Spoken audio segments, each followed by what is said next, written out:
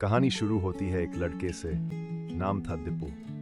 Class 8 में उसका school बदल गया। नए स्कूल के पहले ही दिन उसने एक लड़की को देखा, सुसाने। उसे देखते ही दीपू का दिल तेज धड़कने लगा। उसे पहली बार किसी पर क्रश हुआ था। लेकिन दिक्कत यह थी कि दीपू लड़कियों से बात करने में बहुत शर्माता था।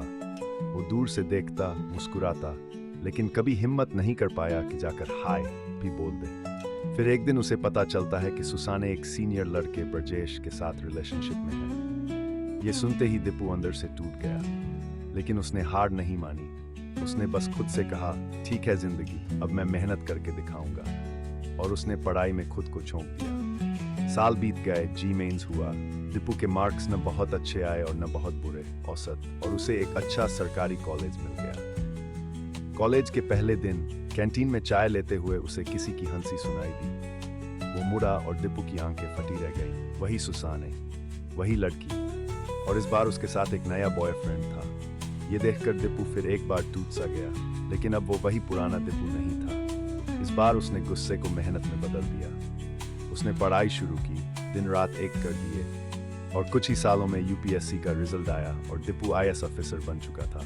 पहले ही दिन उसकी टेबल पर एक चिट्ठी आई। उस पर लिखा था, सुसाने ब्रजेश सिंह। दीपू हैरान रह गया। उसने चिट्ठी खोल कहा, दीपू, मैंने सुना तुम आईएएस बन गए हो।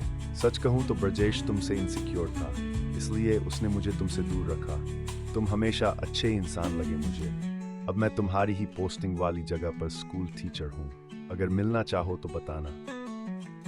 दीपू ने चिट्ठी पढ़ी, मुस्कुराया और धीरे से चिट्ठी को मोड़कर डस्टबिन में फेंक दिया और बोला, अब मेरा क्रश मेरा फ्यूचर डिसाइड नहीं करेगा।